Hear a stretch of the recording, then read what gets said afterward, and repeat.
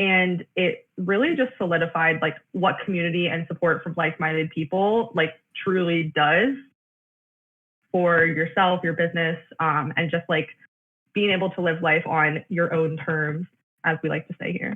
So today specifically, there were really a lot of different things Amanda could have talked about, but she's going to talk to you today specifically about belief and how she's channeled it to consistently sell out her retreats. Often before you even launch to the public. I think this is your second one that you haven't even publicly launched, and you've sold the third retreat that you haven't publicly launched. And during COVID, which I just think is so incredible that you've been able to do that during a time where people are even trying to be safe. You know, there's like an extra challenge there. And I just think your integrity and your desire to like find success in a way that's meaningful to you is really why I want to have you on today. I think you are super awesome. I think you're amazingly curious. And I just love your perspective on life and business. And I'm really excited for you to share it with the members of the SSI. So welcome, Amanda. We're happy to have you here. Thank you so much. Happy to be here. Community is an important aspect of this. So this community that you have built is of service in so many ways that you probably even comprehend and may not in this lifetime. But yeah. Okay. And I do want to say that I don't really prepare a lot, so I didn't prepare. Well, I have this like in my notes, but this isn't going to be like a scripted. Here are 10 steps to how I did this thing. I just don't operate like that. And if there are things that work for you that are within that model, but I'm hoping even in just the way that I share this and show up for this specifically, it allows you to maybe open up different possible outcomes for the way that you can approach things. So maybe you've been asked to speak at something before and immediately you're like, oh God, okay, now I have to like figure out what I'm going to talk about and come up with the 3 most useful tips to whatever. And great. Works for a lot of people. But there's always another way, and there's a way to make it yours, and there's a way to make it unique. And the key factor that changed. Do you mind if I just jump right in there? And can I like get into everything? Yes. I'm getting into it. So belief is a huge factor. So if I believe that I have to have a script in order to show up in a really meaningful way, that might be my reality. Hey, Claire. Claire just joined us. So we're just getting started talking about belief and how it impacts everything that we do in our business. Because I do want to share, yes, Erin, I did successfully sell out of 3 retreats, but I have launched 4. And that 4th one, I sold 0 spots to. And I can pinpoint the exact lack of belief that created that result for me. So when it comes to anything in your business, including showing up for engagements like this, if you have a belief that it has to look a certain way to work, you're going to almost be blind to any other possible opportunity for it to happen differently. So just keep that in mind, that people give you advice, it's what works for them, including what I'm saying to you right now. Run it through your own filters before you apply this stuff to your work in business. That's so important, because if you don't, it's just going to be lip service and it's not going to stick with your audience. When Erin asked me to speak about this, I was not expecting her to ask me to speak about sales. Mindset stuff, I was like, okay, like that's my jam. Meditation, absolutely. Sales, oh my God. What? I've never talked about this before. But the fact of the matter is, I have successfully sold out of 3 retreats with a $2,500 price point, which is a lot of money, with 0 sales page, none. So if someone wants to know about my retreat, they have to have a conversation with me. They can't just go somewhere and find this information. So no sales page, no funnels, a very limited email list. I have 94 people on my email list, but I've only ever sent out 2 emails to my email lead list. So I had to kind of take a step back and look at my own business and say, wow, like this. And there is a technique, although it may not be what some people would consider to be a strategic launch plan. So I actually went back and I wrote down the names of every single person who was signed up for a retreat with me. And I was like, how did I do that? How did that happen?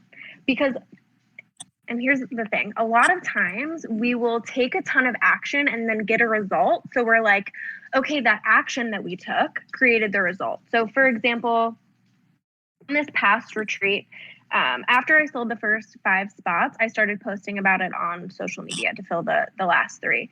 So, and I was doing that a lot. Like Erin, you've probably seen, Christy, if you follow me on social media, you've probably seen a lot of my like Sedona posts, but not a single ND came from that effort directly. So it's important to look actually at where all of your people are coming from, because you may be taking this action and then you get a result, whether it's a positive one or a negative one, and you're like, okay, that action equals this result. When in reality, there is a whole level of energetics that lies beneath that is driving your actions, that is attracting or telling the people that are going to be involved in your program. So what I did is I took the name of every single person that I have sold a retreat spot to, and I asked myself, how did we get here? So the first retreat, personal invite and referrals. So I reached out to people in my community, and here's where we're going to get into the community aspect of it. What is a community? Is this a group of people that you've collected emails from? Are these people that you have touched positively in some way? Added value to in a way that you're not expecting reciprocation from. Say that, again, allowing yourself to run this through your own filters, because we don't ever want to get to a place where we feel like we're giving the world away and not getting anything back in return, right? And when I look at this list, I'm like, okay, if I see she posts something, you know,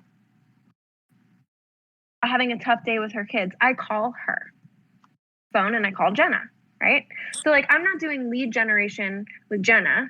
She's someone that I genuinely care about in my circle, and I check in with her.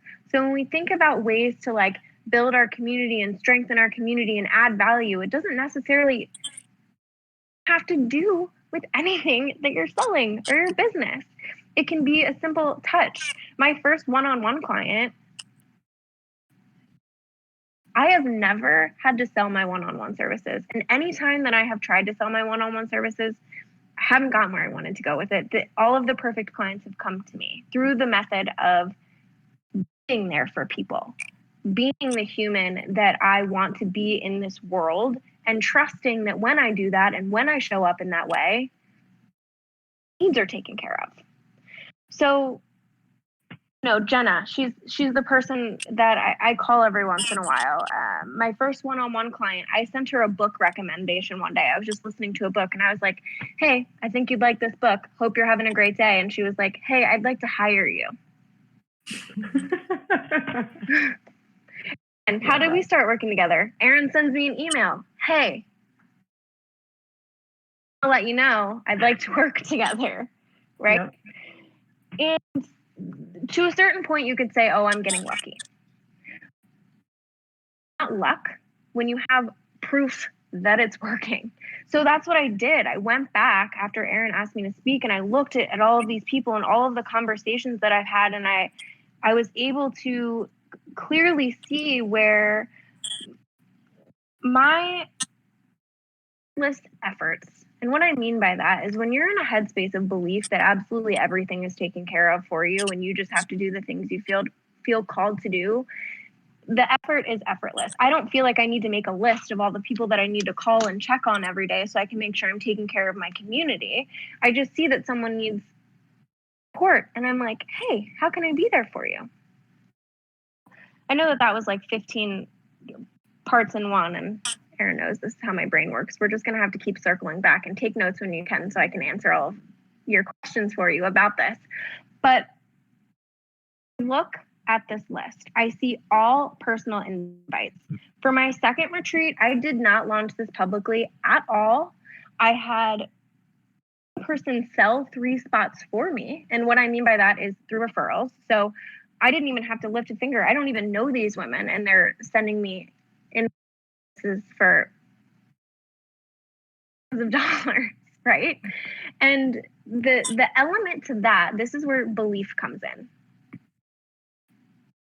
You believe you do, your service or product is going to make an impact on someone's life in a really positive way, and you believe, and this is the belief that changed everything for me, I wrote it down, no matter what I do, people, yes, with ease. Wait, you kind of cut out. Say it again. Write this down for you guys too. No matter what I do, people will say yes with ease. All of these personal invites, me reaching out to all of these women, don't look like, hey, so here's my sales page for this retreat that I have coming up. If you know anyone that's interested in it, let me know. It looked like up Gayla, having a conversation with her and her saying, hey, actually, I'm going to give you this example because this is actually a true story. Alyssa, she called me one day out of the blue, actually sell me a service that she's offering, which is all good because I signed up for it because I wanted to be a part of it, which is another thing to think of. Like, selling is not bad. Calling someone out of the blue and being like, hey, this is what I have to offer. Do you want in on it? What if they do? Yes, I did. So she called me to sell me something. And in the process of this, she's like, what do you have going on in your world? And I'm like, well, I'm getting ready for my retreat. I'm excited about it. And I'm like listing off all the things that we're going to do in just this excited way, honestly, not even thinking to invite her. That like totally slipped my mind. I was just so pumped up about it that she was like, well, do you have any spots left? I was like, yeah, I do.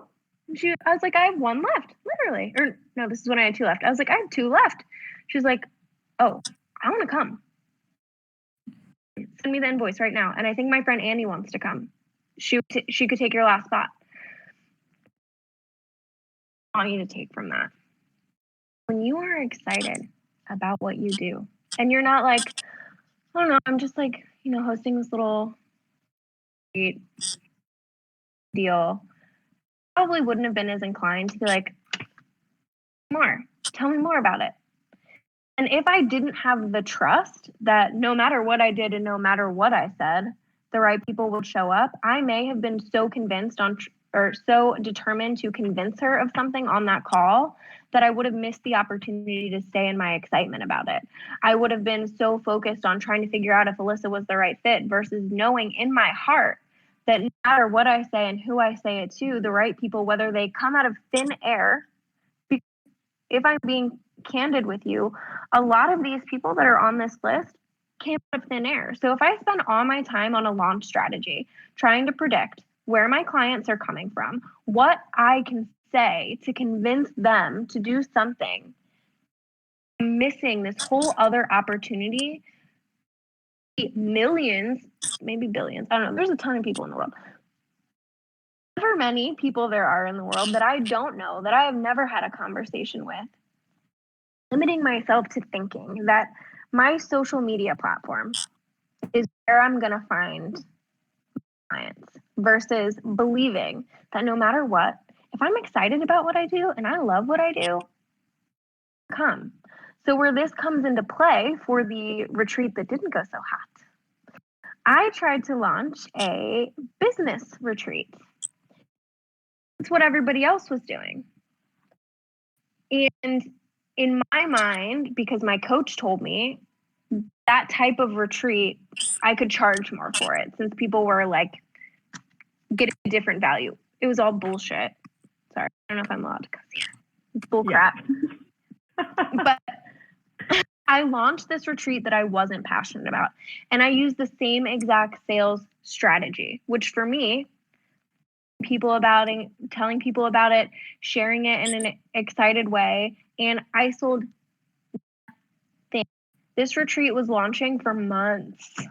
Like, I could not have done any more work. I could not have done anything else. I reached out to everyone. I posted on every platform. I was all but like giving spots away, and I could not get people to say yes. And it's because I didn't believe that it was good. I didn't believe that I was the right person to host that retreat because I wasn't, genuinely. And sometimes that's going to be the case. You're going to have an offering that you maybe chose to offer because someone else was doing it, or you think that it's going to bring you the most amount of income with the least amount of effort, or whatever our like very valid reasoning is for launching something, and it's not going to be in alignment, and you're going to have to get real with yourself. Is this not working because I don't believe in it? Is this not working? I don't believe in it because I'm not the right person to be launching it, and this is not my product. And okay, more truthful and honest we are with ourselves about what we offer and how we are connected to it. Something that I wrote down, like preparing for some kickback on some of this, right? Because like very easily say, well, Amanda, you host retreats. Of course you sell out of retreats. They're this like super exciting, fun thing. You aren't that excited about your offerings. You aren't like retreat level excited about what you have to offer. Adjustments. And it might not even be in your service. It might be in the way that you're offering it. So for example, pretty much everything that we do on the retreats, aside from physically being in a different place, done through my coaching work. Why am I not as excited? And why am I not selling as many online services as I am in-person experiences? Because I personally thrive in an in-person environment. That is my jam. That is where I feel most confident. So when I talk about it, like, hell yeah, I want to be at. And if we're having a completely candid conversation, I have offerings right now that I know aren't working because of my beliefs.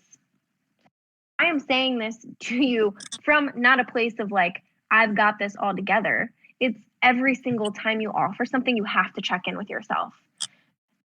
I wrote a couple of questions down that I thought might be useful, and I'll go over these, and then I kind of want to have like a dialogue. I would love for you guys to ask me questions, kind of, pick my brain a little bit further and cover anything I may not be just voluntarily spewing. Here are my questions. Where are my results coming from? You have successfully sold in the past. Where did those people come from? And I want you to get like go back and look at conversations. See if they were responding to a post about the offering, or see if you guys were just like having a combo and then it came up. And the reason that I'm putting emphasis on this is because we could be like, oh, well, I posted about it that day, so obviously it was from the post. So here's the next follow-up question that I'm going to ask you to ask yourself. My thoughts like attracted this client? What was my thinking like? What was my headspace about my product or service?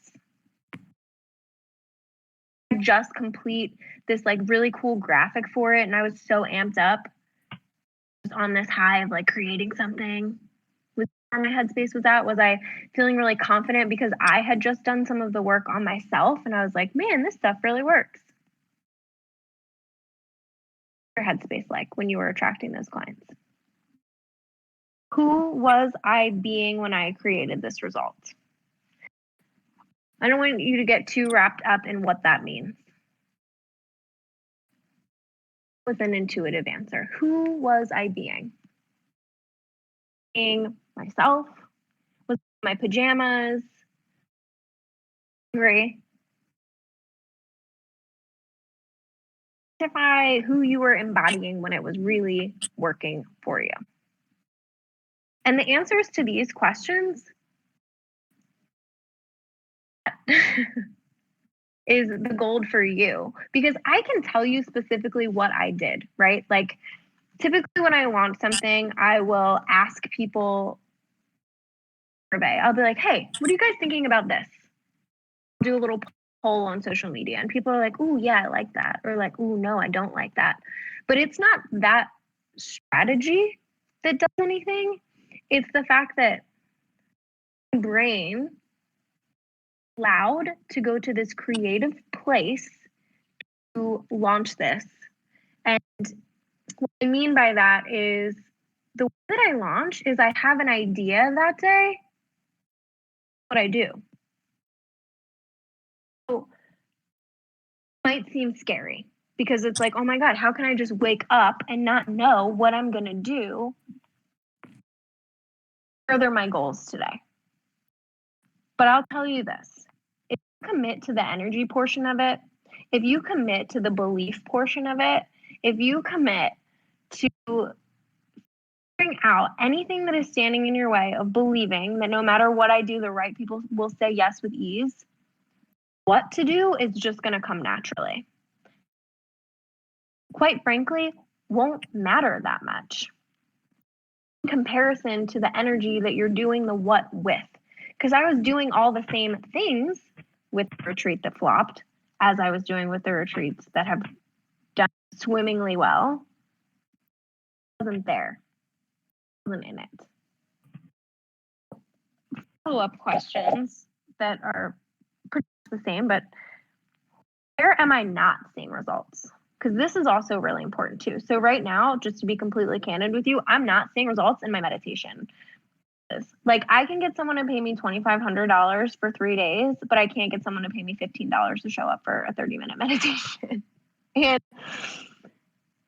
no, and what I'm working on right now is my belief about myself as a meditation teacher.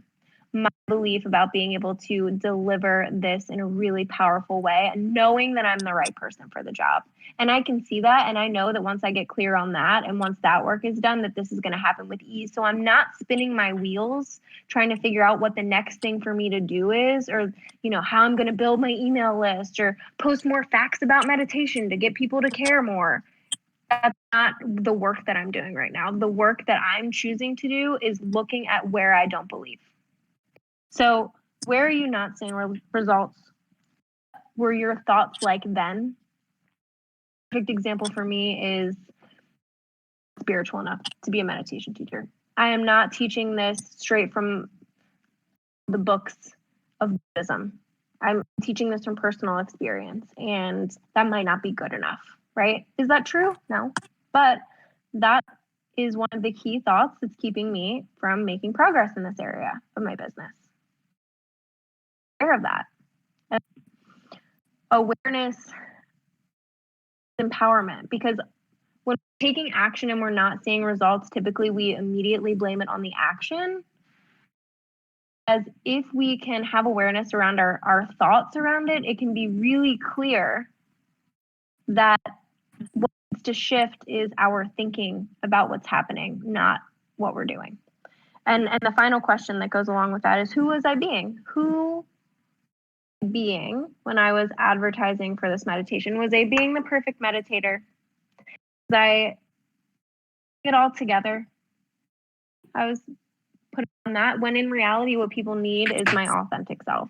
They need the unmeditated version of me to show up and talk about this as a tool versus the version of me that knows it all. They need the curious version of me, maybe, because that, when I look back at where I do get results, where they come from. Not when I know it all, but when I'm curious. So if all of this stuff is making you think and you're like, I don't even know like what to do with this information, Amanda, I'm here to answer some questions and bring any clarity to any areas of this where you're like, what the fuck? So basically no strategy, nothing. Is your strategy? Yeah. And it's working really well for me. And I think if you take nothing else from this, that you can do things completely your way. It can work. So if somebody says, this is how retreats become successful, and that doesn't feel good to you, go, okay, I guess I can't sell retreats. Or I guess this isn't going to be my avenue. Think, could I make this fun for me? Could I give this my best effort in a way that's really enjoyable? See what happens from there. Really great. It has been over here. We get to bring in some ease around this. Like, I don't want this information to stress you out even more. I don't want you to be like, oh God, now I have to my thinking and forget about the action, which is the only thing I've been focusing on for the past 5 years. So that wherever you are is the perfect starting place to start to look into this. I said the word curiosity. I'm a very curious person. And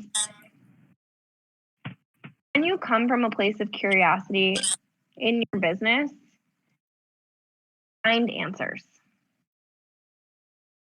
This is coming from a place of I know everything, or coming to it fully prepared. Come to an unknown, brand new circumstance fully prepared. And the illusion that we are us feel like a failure when things don't go right. On top of going into this with, because here's the flip side. Yes, I do have this third core belief that no matter what I say or do, people that want to be there will say yes with ease. 500 people have said no. And what I do with that information is really important too. I don't make it mean anything. Like, okay, not for them. You're not one of my 7. Totally cool. There are so many people out there. Deal. Someone the other day literally was like, never pay that much for a 3-day experience. I will pull up right now because I think she texted me yesterday and said, definitely want to come on one of your next retreats. So what is it about Sedona that you love so much? I'm curious, since you've said how much it's helped you.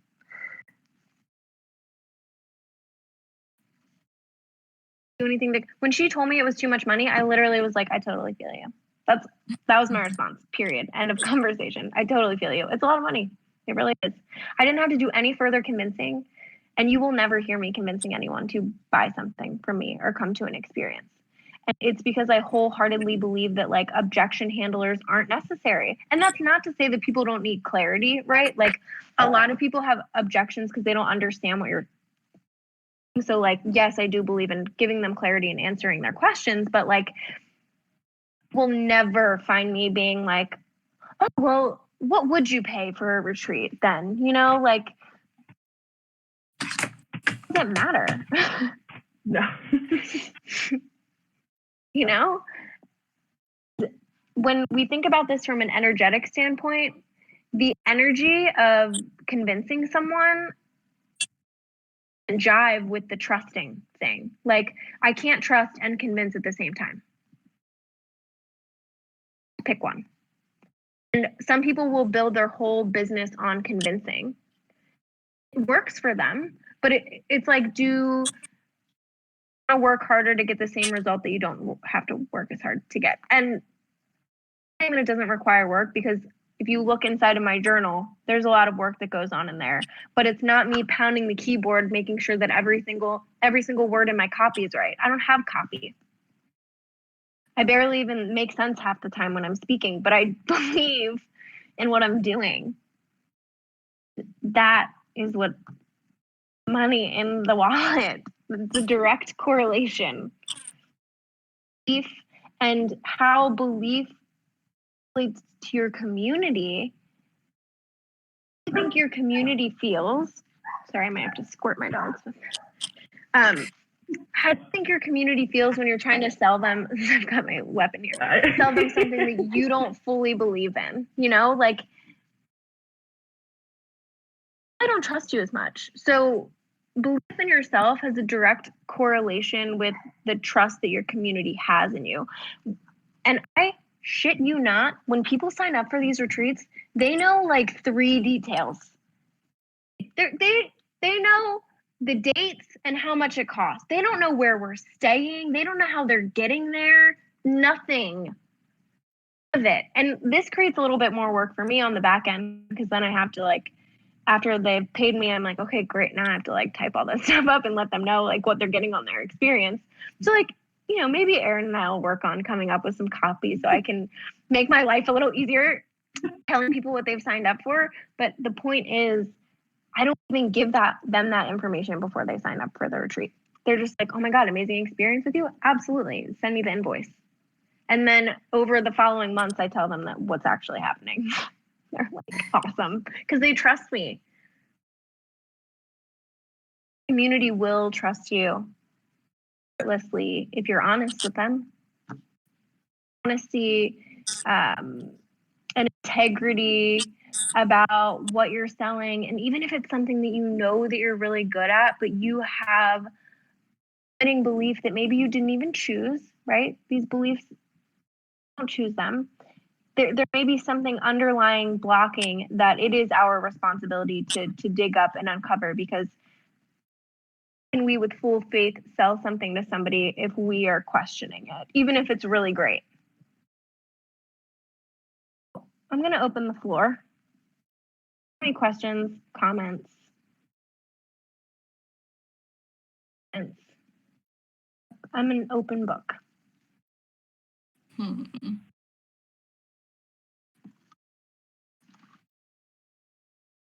I have one if you guys want to kind of think of. Okay, cool. So I love you so much. This was so great. This was so great. My computer, and that's why I'm running around. You're fine. So something that I struggle with a lot when it comes to self-belief is the emotions that come up when you are inevitably like doing your thing. So like a lot of times it involves like going online and seeing other people. Like if you're going to talk about it with people or connect and be like, hey, I need to reach out to this person to tell them about this thing. It means being vulnerable and whatever, being open to comparisonitis. And so I was just kind of wondering, like, how do you like not allow your emotions to kind of get the best of you when it comes to believing in yourself?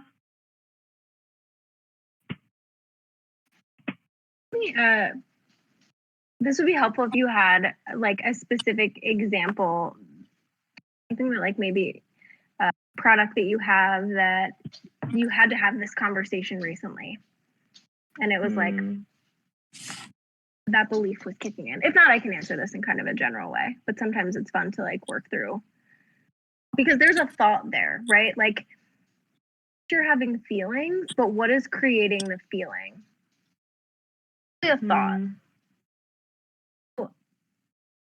Answer here, because I don't know what that thought is, right? But when I start to feel like when I'm about to pick up the phone and I'm like, you know, like sweaty palms and like all the things, and the comparison starts to come in, I'm like, thoughts are causing this reaction. Like, what do I think is going to happen on this call? Is there anything that I'm afraid of? So the answer here is pretty general, so doesn't directly like get to it, but is to be as curious as possible your emotions and your thoughts. Like, don't just take it you think it might be. So initially you may be like, oh, I'm feeling, you know, some comparison, but like more about that, you know, and ask yourself this question, like, what's up with comparison? What is this really about? You look like you're going to say Yeah. And I can kind of, so what I'm specifically talking about, so I recently got a website copy client. She came as a referral. So I literally knew coming into the conversation that she loved what I wrote and she liked what I did as a copywriter. And yet I still came to this and I was over here like, she has this many followers, whatever. Even I know that does not matter. And still I was like, well, she has like 3,000 and I only have 600 and I don't know about that. And then I was like, well, she's trying to do this like big thing and I don't have anything as big as that. So how am I supposed to write something like that? And then there was just all of this stuff happening. And it was very much like, it was very much like imposter syndrome. Like, I'm going to be found out. Like, she's going to get on a call with me and be like, haha, like, just kidding. This is a mistake sort of thing. And even as I'm like writing things, I don't even need to. Okay, good. She's got it. She's like, shut up. Because I just had a situation. Me too. Yeah, no, I got it. Okay, so I had this situation happen recently where this woman who is like super spiritual and amazing wants to come on one of my retreats. And a part of me is like, oh, no. You cannot come on my retreats. You know, like you will not be satisfied. It's so funny that we're having this conversation because I just worked through this in my head, like on the car ride to have this call. Because I was like, do I like text her? You know, like I feel like I'm on this awkward like date situation where like I'm texting someone that's out of my league, right? Okay. Head is going these places, and that's fine. First, acknowledge that. Like, it is so normal for your brain to go to this place of comparison because what does it want to do? Make sure you don't fail. So I can't, in my mind, and this is fake, I can't possibly fail my non-spiritual friends because they don't even know what meditation is. They're not going to know if I like say Satnam wrong, right? But like this person might. You might hear what I say and think 100% right. But here's the really cool thing. Everyone has free will. I am not forcing anybody to do anything with me. I am using my energy to attract the people that are right for my experiences. When you think about that, and you think about the energy that leave, girl. Okay. I'll put a beat on that so Erin can hear the rest of it. See ya. Missed you. You have to trust the energy that we're putting out is attracting the right people. So can't mess up. And if I'm going to use the word that I really wanted to use, like I can't fuck up with these people that are coming to me. I couldn't possibly do it even if I wanted to. There is nothing that I can say or do. And I feel that way about you, Erin, and like even this community. Like I truly feel like there's nothing that I can say or do on this call right now that is going to leave you a worse person than you came in. Leave that about your work. You know, can you look at your work and say, even if this is not the perfect fit for them, am I going to fuck them up with this? Like, am I going to mess up their life in any way? Am I like taking money out of their bank account without their authorization? That like mantra, if you will, that can't mess this up because the right people be here. The right people will pay the invoice. And here's another thing that may throw your mind for a loop. You are the wrong person. Believe in fate. If you believe that we learn lessons from everything that we do, have you ever signed up for the wrong thing, but still gotten something out of it, even if that thing was like, that's not the right person for me, so now I know how to make decisions differently in the future? So if we believe that things are happening for us, which is kind of what this is about, right? This is belief and trust that things are happening because they're supposed to happen and the right people are going to show up. We have to trust that it's happening for them too. Like, this is revolving around all of us, not just us. So when somebody wants to ask to your services or like completely off the wall and not even use this example, let's say someone gets into a bad relationship, right? Typically, when you're in a bad relationship, you learn a whole lot that you need to learn about yourself, the other person, about what you're looking for in a partner. So when it comes to know that if I'm myself and people have the freedom to make their own choices, that any connection that I find myself in is going to be of value to the progression all involved. The only time that I really question that is when I'm not in integrity with what I'm offering.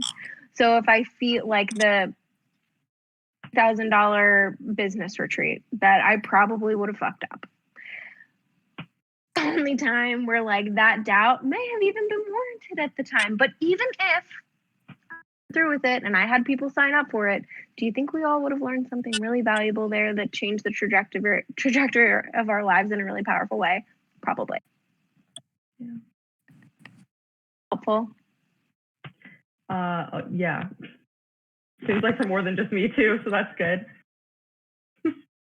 It also, what you said there kind of reminded me of the retreat with Alyssa and how, so Alyssa created the retreat as part of the mastermind, and she heard from a whole bunch of other people that like a retreat needed to be this, this, and this, and each day had to be business this and business that. And I remember getting there and Alyssa was like, okay guys, like I know how like retreats are supposed to look, but I don't want it to be like that. I want it to be like what you guys need. And if you guys need business, then we can do business. And if you guys need to like connect with each other, we can connect with each other. And I think one day we just spent the whole time like smoking and hanging out and talking about, we literally like were by the pool, just like relaxing and talking about business and our product suites and stuff. And it was like the exact mix of everything that we needed. And it was, I think the result came from her not trying to control the outcome, which is actually like what I wrote down is like, why am I trying to control the outcome and their perspective?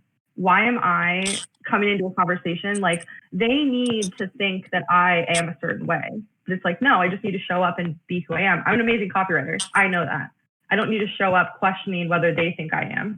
Because if I show up as the amazing copywriter, then there's no way that they can't believe it. And if they don't believe it, they're not the person for me. Yeah. Sometimes we try to like micromanage reality. How's that working? You know? So much stress. Every day, like as humans, we wake up and we're like, oh God, this is deep. Okay, so I want to prepare for that. But as humans, every day we wake up and we're like, how can I make this day go the way that I want this day to go, right? We never wake up and are like, see what happens. And like, there's a part of that that's useful, right? Like, get places, but at some point it causes suffering. At some point, trying to make sure things look a certain way and feel a certain way. And I'm going to be happy if I don't hit a single red light. But if I do hit all the red lights, then I'm going to be pissed off, you know, like even little things like that. And if you notice how much that we try to like control that in our day to day, you can pull out and look at where we do that in our business. Like, oh, I'm going to feel really good about teaching this if people tell me that I was really good at teaching it, versus like getting off of this call and dropping the mic and being like, done, you're amazing, you're beautiful. No, I'm going to wait for you guys to tell me that I did a good job. And that's just really, but me recognizing that and like, oh, this is what I'm doing right now, allows me to detach from making that mean something, right? Even though I'm still going to wait and I'm still going to be like, what do they think? That. And I'm going to be like, okay, you know what? They didn't drive with me, but that doesn't mean that I hang up the towel and I stop hosting retreats and I stop sharing about my experience with selling them, right? So you can start that practice by just looking at in your day-to-day life, areas where you are trying to control or like, I will feel good as long as I don't burn my eggs. But if I do burn my eggs, or I will feel good as long as they don't put onions on my sub when it arrives. But if they do put onions on my sub, I'm going to lose it, you know? And like, when we start to become aware of our little nuances, our little like, where we're like this, like,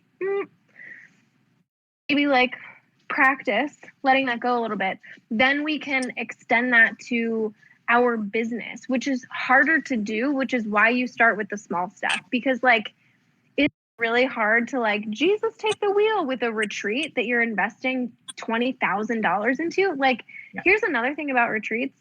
I put so much of my own personal capital into these. Like, if they don't work, I am out a shit ton of money.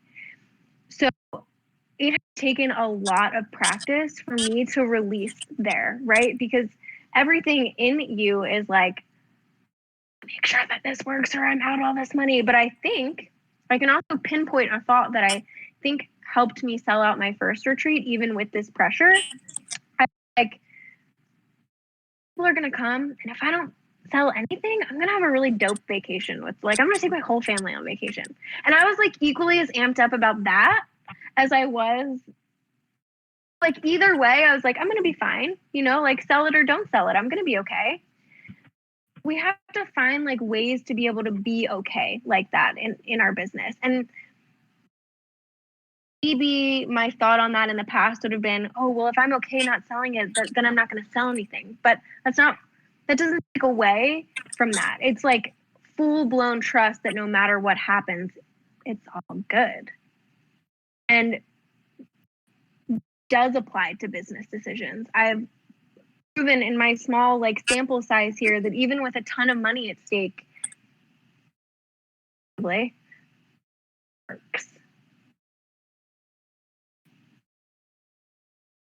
Love it. So brave. let me get my squirt gun. Hold on. All right, everyone. Hey, Tucker. for real. Tucker and Memphis. My dudes. Does anyone else have any questions? I don't have a call after this. I thought I did, but I don't. So I can take any questions that you guys have. I don't think I have get any this stop. questions. But you did so like good getting me kind of like out of my bubble and out of my own head and into a place where I can just like put out stuff and just like let it be. Yeah. Like just like practicing how I feel and like saying it in this like amazing way that just like is very free. Like if I post my YouTube tutorials like on social media, some people are going to watch them, some people are not. One person is going to think it's really interesting and message me and say, I didn't know you offered classes. Amazing. Like, let's talk about that further. And it's going to be really easy for me to just get excited about it and share stuff and then put a number on it that feels comfortable for me. And that's going to happen over and over and over again across my lifetime. And it'll be amazing. So yeah, putting the stuff out there in the first place for sure. And like dealing with like it not being perfect. It's okay. Like at the end, I'm having this idea where like, even if I never finished it, I'll just put like, contact me to see the rest. Like literally, I just need to put it out there. So good. Excited to see that. Follow you on your social media now. Yeah. Because here's how you start build, like right now it's just an idea, right? Like it's like, okay, I'm gonna try this. But once you do it and you don't die or like you get a result, then you will at that point have more proof that you can do that and that can become your business strategy. Your way, you know? Like me being ominous and giving very few details is my business strategy right now. Whereas some people, it's like, give all the details, do all the things. And that works so well for them because it's them. So getting to like play around with this and truly experimenting and like finding through trial and error or trial and success, what works for you, what's fun for you, what your people love. It's a fun journey. It takes forever every day, like waking up and getting in that mindset just day after day. Wish it would be faster, but yes, I love it. I don't wish it would be faster, and here's why. Because out on so many opportunities when we speed through growth. And also I want to say that's completely normal. I'm sure I know Erin and I have had many conversations about where I want to be, and I know the tools to like get there mentally, and I feel like I'm in this gap. But here's an example. If you say I want to be a more compassionate person, learn to be a more like, it's not like you just get bopped on the head with a magic wand and then the next day you're a more compassionate person. You actually will probably get served some of the toughest situations that you've had to deal with in your whole life that same week. And that will be the gateway to finding out how to be a really compassionate person. So, and this is maybe a little unsolicited advice, but if you're in these periods of growth where you feel like you're not there yet and you just want it to happen faster, ask yourself, like, what juicy information is in this moment right now? What am I learning right now that I couldn't have learned if I fast forwarded through this?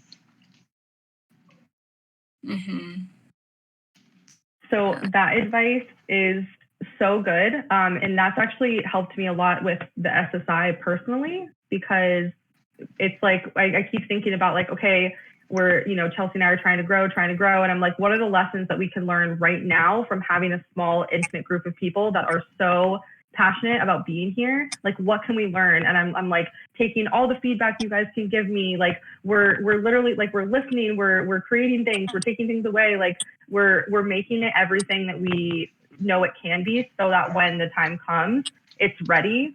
And also trying to just like find all those lessons. And I definitely learned that from Amanda. So I highly suggest taking that unsolicited advice. That's actually just really good advice. I thought it would look more like haphazard, like things would be down and you'd be like, hold that question. But no, things can like change and still look really smooth from the outside, which is a really good point. Yeah, exactly. Also, like, I'm a mess over here right now, guys. I've got like dogs barking everywhere. Like, I like flew into this meeting by the seat of my pants. I had the craziest day. How this looks, like the fact that I'm all over the place, are you going to leave this call and be like, man, I wish that was less messy? And maybe you are, but probably not. Like you'll remember what matters. So think about that too when you're putting stuff out there into the world, and as you're going through this process, like, messy, and we can lose some of the awesome parts of it if we try to like blur that out or make it look dog hair flying all on my face. It's so perfect, right? Be that way. Yeah. Have any questions or comments? No questions, but I do have a comment. I just want to say thanks for bringing up the energetics of like the clients that have worked for you, because like even just in the 2 seconds that I considered it, it was like, no, I got on those calls like pumped. They were ideal clients. Like I was so amped and like ready to talk to them that of course they wanted to book. Just like, it seems common sense, but it was a really good unlock for me. So I'm glad you brought that up. We can feel this. We can feel people are thinking. There's like a percentage that I forget, but there's a large percentage of communication that is nonverbal, and it's like most of it. So yeah, I think it's like 90% is nonverbal. Yeah, you should see Nick. He talks a lot, and he'll say something and it'll be in like a completely normal tone, but I can tell by the way that he's standing in relation to me, and I'm like, what's going on? I'm sensing attitude. Like it's like immediate. So yeah, I totally agree that it's a lot of it is nonverbal and energetics, whatever you want to call it. It's very real. Clients are like, I'm sensing doubt. Sensing massive transformational power, I feel it. Yeah. Nick, do you have any questions down there? Yeah, just seeing if you have any questions. No problem.